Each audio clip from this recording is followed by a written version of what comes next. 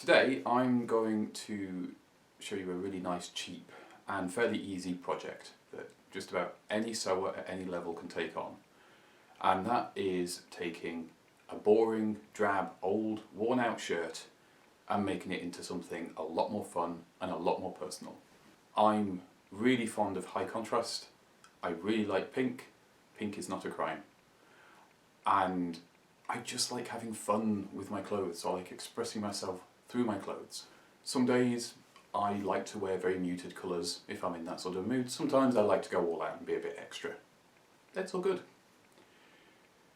This is a nice cheap project as well. The material I've used is 1/2 metre of printed cotton for the collar and the cuffs, and same again in some linen buckram, and of course some thread that I already had. So this isn't an expensive project to do, and it's a very simple, very basic project. The key to it really is just paying attention, and as you'll see in the video, I make a few mistakes and I show how to correct those, and that mistakes are fine. Everybody makes them. It's part of the learning process. Don't panic about it. Without further ado, let's get into the video and let's see how we turn this shirt from drab to fab. Thank you for joining me. I hope you hit the subscribe button, I hope you do a like, and I hope you leave a comment. I do enjoy reading them. Having to do a bit of a voiceover here. The noise quality on this is quite poor. So here's the shirt before. It's not particularly flattering. It doesn't look terrible. The collar shape is all wrong. I can't wear ties with this. It curls, and the cuffs are they're just completely worn out. You can see on the corners there and on the edges where the white of the interface is showing through. So this is what we're dealing with. This is what we're trying to fix in this video. The rest of the shirt's fine. It's just these areas that need sorting out. First challenge when removing the collar and the cuffs is to figure out how they're attached. On this one, it looks as though the collar, this piece, is made and then it's inserted into the collar stand, which is this piece here, and top stitched over. So I'm going to unpick that seam first and see where we stand. The cuffs are a lot more obvious. They seem to be done in the standard way, where the sleeve is inserted in between the layers of the cuff and then top stitched. So that's fairly easy. I'm going to get these unpicked now that I've had a little bit of time to explore on this. On the cuff, this seam here is what holds the sleeve in place into the cuff. So that one's been fairly easy to unpick, and I'll go along and do the rest of that off camera. On the collar, you have this top stitch detail here which goes all the way around, but that's not the only seam. There's another seam, so it looks as though the collar, this section, is sewn onto here first, then everything is kind of sandwiched together and top stitched over the top. I'm hoping you can see this okay. Black doesn't always show up very well on camera, which is something I am learning today. Once you've got a few stitches going, you can sort of feel what you're doing with the scissors or the seam ripper. You can actually get it between the two layers of fabric, and the scissors sort of find the seam on their own.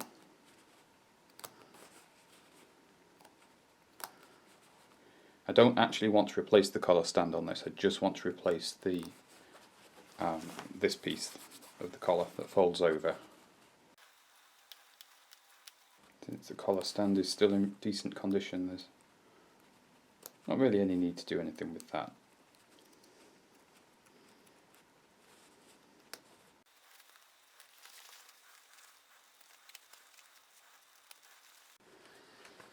You have to be patient when you're doing this. It's just one of those jobs. It takes a while. Oh, there we go.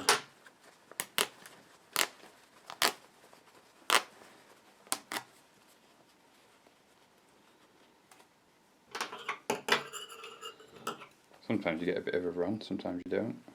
Occasionally mistakes happen. As I was going around this piece here, just this piece here tore. But what I can see is just on this seam there's some wearing through the fabric, and this is right on the seam where the cuff overlaps. Not the end of the world though, because one thing that I do want to do with this shirt is put cuffs more like this shirt has. So all I'll do is take off this thickness of fabric here, just on the original seam line, and I'll just make these cuffs that much wider, and that will take that up without any problems. Once you've removed the collar from the shirt, as long as you've unpicked the threads, you can just copy this, put this back on. So I like to leave as much of the structure of the shirt in there as I can, because it just makes putting things back together a lot easier. These two pieces will basically give us our templates. Overall, this shirt seems to be very nicely made. The seams are difficult to unpick, and the only real problem it has is just where the fabric's worn out. So that's our basis. I will take patterns off this and then we'll move on to the next stage. I didn't have the same problem with the weak fabric on this side, and this is the left sleeve, so I think that's why the other sleeve went like it did. It's the right hand sleeve, I'm right handed, so it's going to get more wear and tear. Usually when I'm doing any sort of project I recommend pressing the garment as you go to make sure everything's fine. In this instance, because you want to keep all of the original pleats and details that are on the sleeve, I'd recommend not doing it until after everything's together. As long as you press the garment before you've started, you'll be fine. I figured out that I got this shirt in 2013, so that means that I've had this shirt for 8 years, which is pretty good innings, really. I don't normally get that sort of life out of a shop bought shirt, but the construction on this is much better than usual. I mean, the stitches are really tiny, and that makes a huge difference with the lifespan of the shirt. If your stitches are nice and small like that, which are a devil to unpick, it just makes for a stronger and obviously longer lasting garment. A lot of the ones that I end up buying that are newer shirts, the stitches are quite large and seams pop and all sorts. One of the issues is the design of these cuffs. The interfacing that they've used isn't really the right sort of thing, I think, because all the while I've had it, the points on the cuffs have done this, and it doesn't matter how much starch you use, how you iron them, how you wash them, how you dry them, they've always curled up like that, and it's always been very annoying. So when I replace these, I'm going to be putting round cornered cuffs on. They don't do that, and I don't really see any benefit in these square points. These cuffs are a bit, I don't know, I prefer a slightly stiffer cuff. They're a bit loose and floppy. The collar stand is nice. I've had a lot of shirts where inside, instead of this, it feels like a linen, probably a linen buckram of some sort, which is ideal for a collar stand. I've had other shirts where it's iron-on interfacing and they just go wrinkly and horrible. So it's nice that that's like that. The collar itself, at some point it had some spear points in here. I don't know where they've gone. They do have a habit of falling out and going missing, so maybe they were plastic, but because they're not there, the interfacing in the collar isn't quite as stiff as I'd like it to be. It's done a similar thing to the cuffs, they just curl under. And you can press them, but you get maybe half a day before they start doing that again. And the top stitching seems to exacerbate the issue. So now I've got the pieces. The next step is to get the new fabric and start making our new patterns. Rather than using an iron-on interfacing, which I've never had any luck with, it always ends up looking horrible, I'm using some linen buckram. Because we're having to order online, I couldn't feel this in person to see how stiff it is. It's a little bit stiffer than I would have liked, but I think once it's been through the wash it'll soften up a little bit and it will be about right. I mean, it keeps its shape really nicely, but hopefully it's not going to be too stiff. We shall see.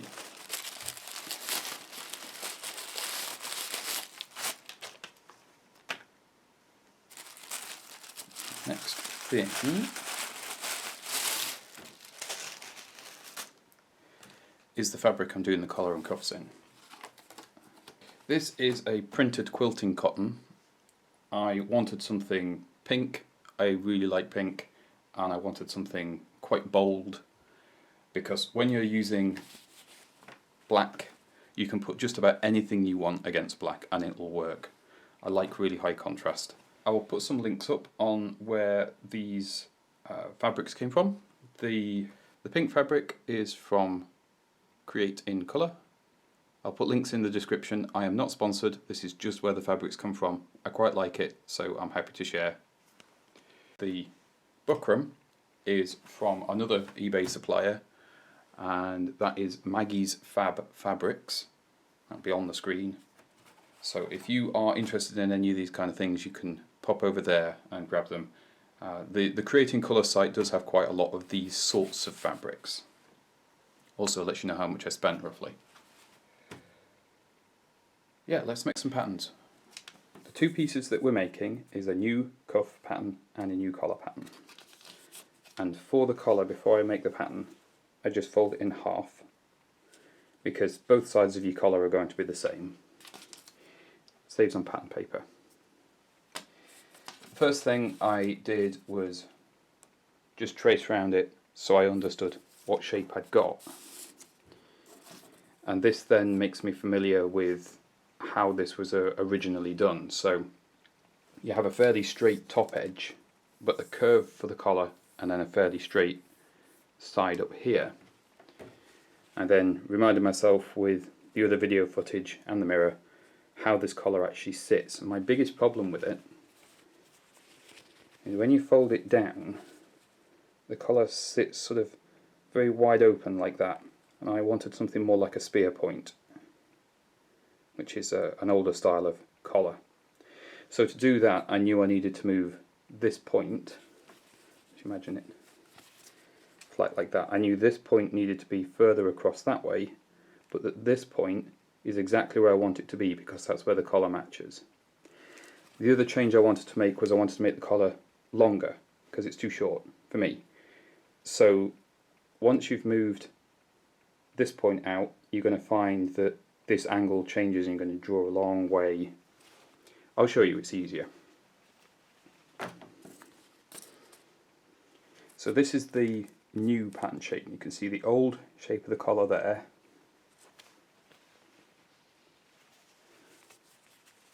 Remember, this is folded in half.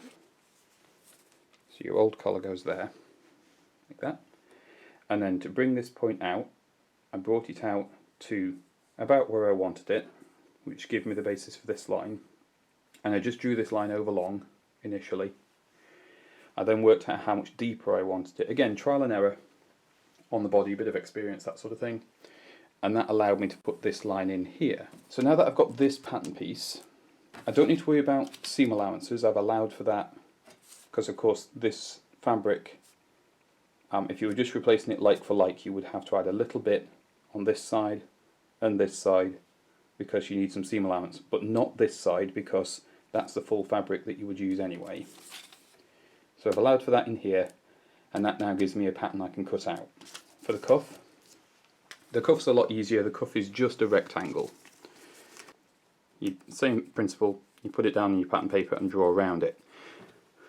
But on the cuff you need seam allowance on this edge, this edge, this edge and this edge, because all of these edges are taken in.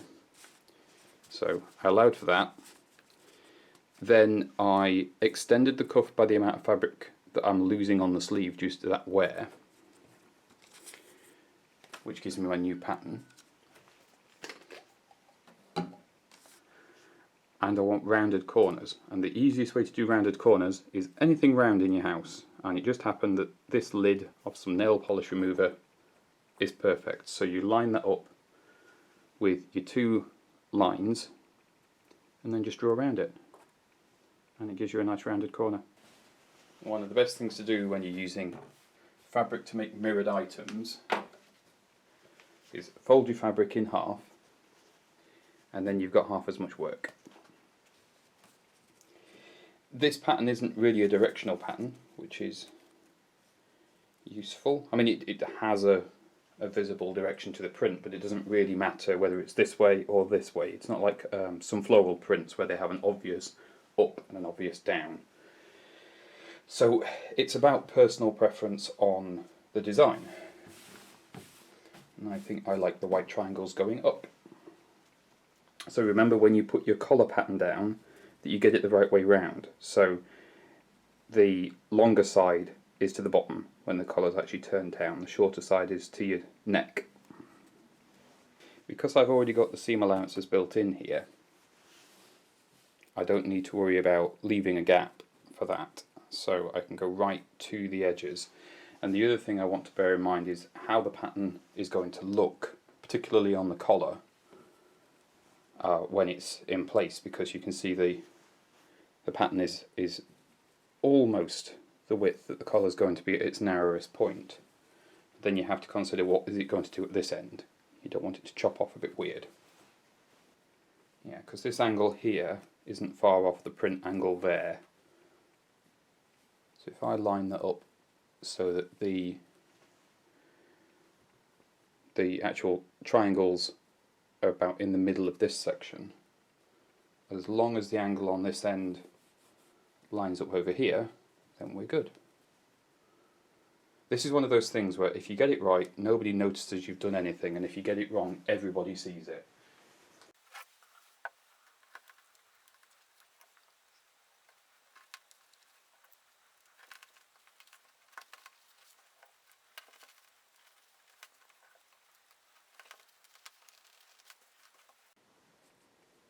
Okay, so that's pinned in place, and because the fabric's folded in half, I can just cut through the whole thing, and then that gives me my new piece.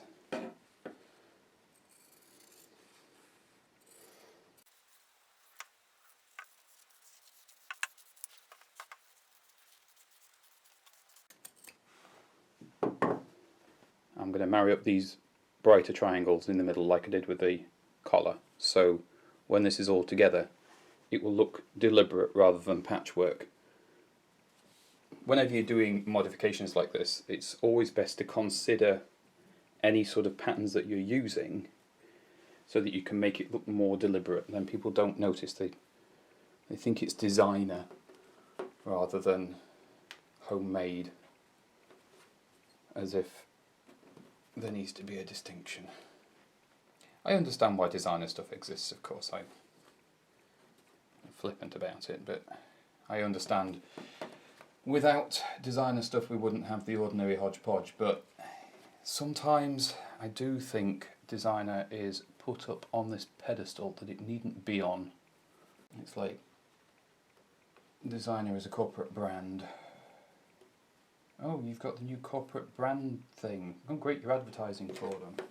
So any company where you're wearing their logo, you're advertising for them, which is, you know, if you're okay with that, that's fine, but just remember, you've bought their clothes from them, and now you're effectively paying them to advertise for them. That seems a bit unfair. I'll do my best to pattern match on these so that when I cut them out, they're all nice and matching. And I'm doing it face to face like this, partly so I can see what I'm doing a bit easier, but also so everything is nicely matched up and mirrored.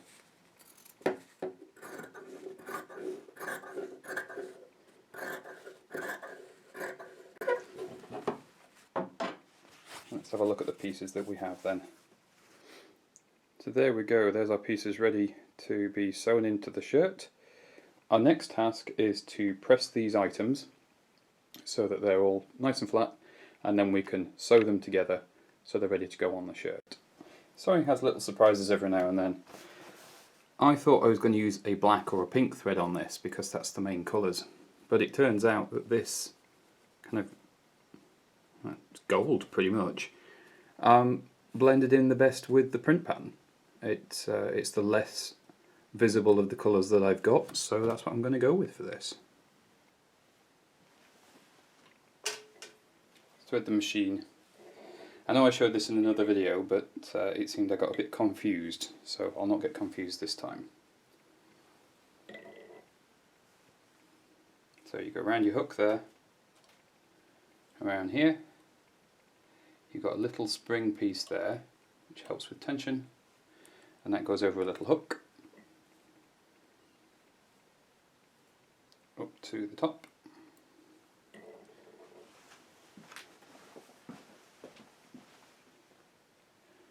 Down through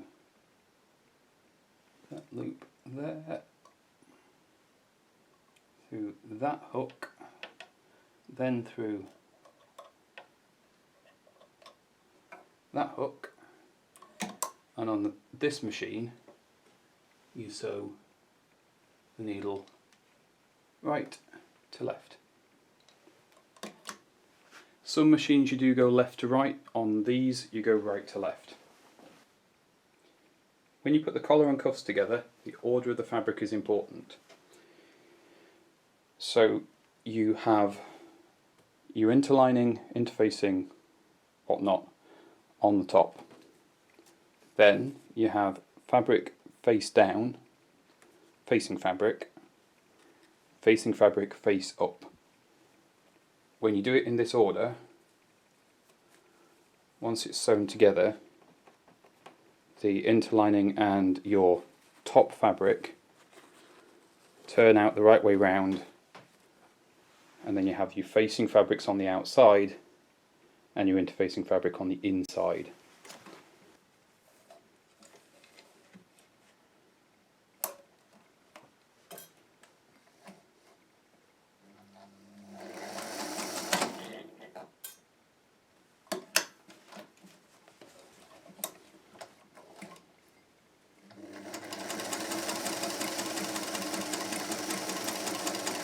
My machine isn't the biggest fan of this thread. On this side it looks alright, but on this side we're having tension issues. Some fiddling about with tension later, and I got the right combination. I had to let a little bit off the bobbin, add a little bit on the front of the machine there. While these are pretty reasonable seams, you can see where it's, I've been working it out, but there wasn't enough tension on the dial, on this one, on the front of the machine, so it was just not pulling the bobbin thread through. So you do a line of stitches and it just put it on the top, and as soon as you pulled on one thread it came undone. But that's now fine, so I can unpick that seam I've just done and then redo it properly. Eventually the problem ended up not just being a tension issue. Sometimes when it's a bobbin that you've not used in a long time, you get a little bit of rust right on the edge where the thread is, and it snags the thread. And I took the bobbin out and unreeled it, and that's exactly what had happened. So as the machine was going, it meant that effectively the tension on the bobbin was just increasing to a point where the machine couldn't pull the thread, which meant that it was just going to break the weakest link, which is the thread itself, and that's where the frustration was. So unwound the bobbin, did a new one in the same thread, it's now being perfectly fine.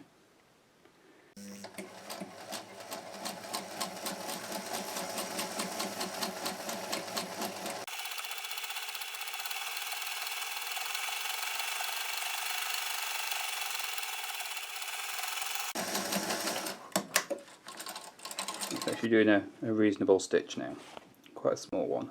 Here we are with the trimming done.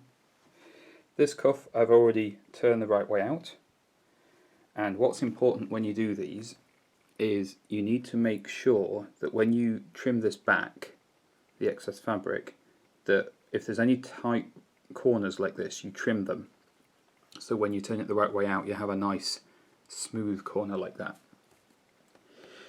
The only issue I seem to have had is that the linen buckram has made my stitching wandering a little bit on this cuff. So it's a little bit off, but once it's pressed you won't notice that.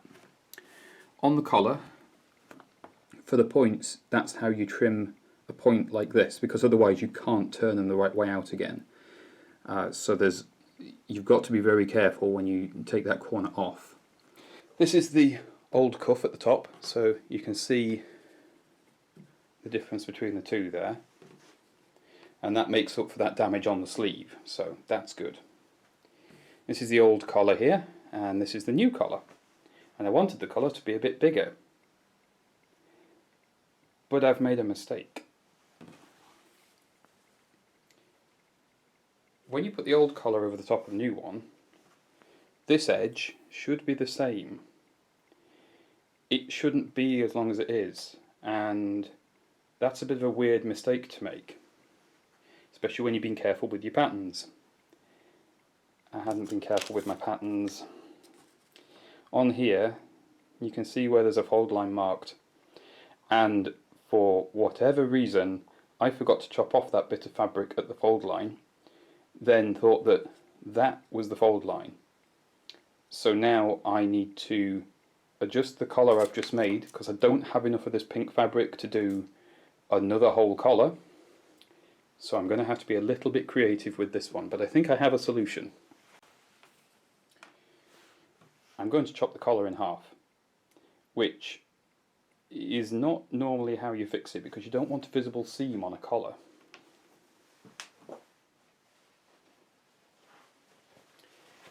But if I take one of these pieces of fabric and I chop out one of the triangles, I can apply that over the seam on the side that you'll see, and it will look like I've done it on purpose, in theory. So this wasn't part of the original plan, but sometimes you make mistakes and things go wrong, and when you don't have enough fabric, I mean, this is all I have left, is that. I bought enough to do what I needed to do, and a little bit extra. I've done this job quite a few times before. This is not a mistake I've made before, so maybe it's because I'm on camera, who knows. Sometimes you just have to accept that a job is as good as it's going to be. And for what this shirt's going to be, it's not a dress shirt, it's just an everyday shirt. This isn't going to bother me. It's at the back, I never see it, so it's not an issue. And it doesn't really affect how the collar looks that much. I mean, when you see it on me, that's what you'll see, so it's really not that obvious.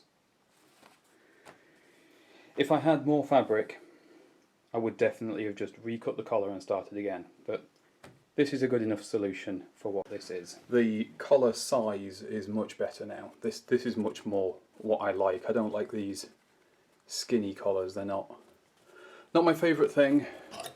This is with the collar up, so you can see that seam very, very clearly, but it's not really easy to do with the pins in it, but when you turn the collar down, it's much less obvious. It looks more deliberate. And for putting the cuffs on, you have the outer face of the sleeve and the outer face of the cuff, and you want to do those facing one another. Your inner fabric, don't pin that together, so you're just pinning these two outer faces together. Any of the pleats in the cuff you'll just reuse, and the cuff itself should be no wider than the sleeve. So when we've sewn that bit together, you fold the cuff over and you press everything, and then this seam will go inside the cuff, and the edge will just get folded under and sewed down. Similar with the collar. I looked at a few different ways of putting the collar back together. I could have just pushed the collar into the stand and then just top stitched it, but there was too much risk of it moving around, so I decided, much like the cuffs, I was going to do the collar where you've got the outer face of the stand. Now it gets a little bit confusing until you have a shirt in your hand, but this is the inside of the shirt and this is the inside of the collar stand. This is the outside of the collar when you fold it down. So when you put this together, just make sure that the outside that you want seen of the collar when you fold it is on the same side as the inside of the shirt that goes, well, that's where you can't see it. Unlike the cuff, you pin the whole collar onto this layer and leave this layer, which is the outside of the shirt, free for now, and then when you've sewn this, you fold the collar up, bring the other side of the collar stand down, and then you'll top stitch along the edge there. It'll be easier to show you, so let's get that sewn together and then we're nearly finished.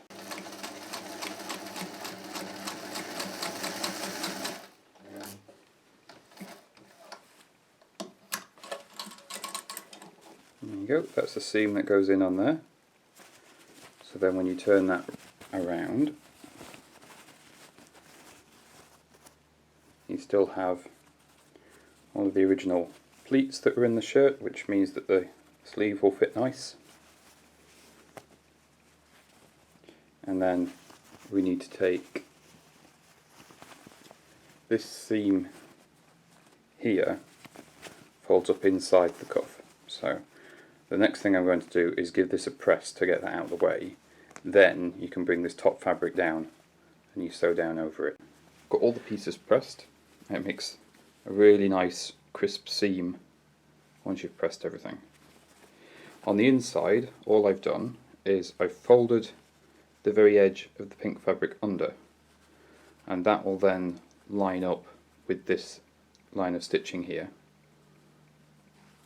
And you can either top stitch this on the machine, so you pin or baste everything together and then you just run a line of machine stitching, or you can hand stitch that. I think I'm going to hand stitch it because I like this without the stitching on it, and this cuff is stiff enough. I don't think the top stitching is going to actually give me anything extra. For the collar, it's the same situation. You can either machine or hand stitch this, and because the shirt, I haven't taken the collar stand apart, it's already folded over and pressed for me, so that one you can literally just lay that on there and sew it in place. This one I probably will top stitch on the machine rather than doing it by hand, so I'm going to change the thread, get that put on quickly, and then I'll sit down and enjoy a bit of hand sewing on these. Top stitching is not something that I'm particularly good at. I find it very, very difficult to get as neat an edge as I would like on things. But for the distance you would view this from, the minor slips are not really a problem. And as I'm fond of saying, good enough is good enough. Next bit of hand sewing on the cuffs is going to be buttonholes. I can't see me just using the regular buttons that the shirt came with. That's generally not something I do. So I had a look through my cufflinks. I've got these ones, nice triangular theme. So what I'll do for these buttonholes is I'll only make them big enough for the cufflink stem. You make them in exactly the same way as regular buttons. If I do want to use them as buttonholes in the future, all I then do is sew a small enough button to actually work as a button regularly. All of the buttonholes finished.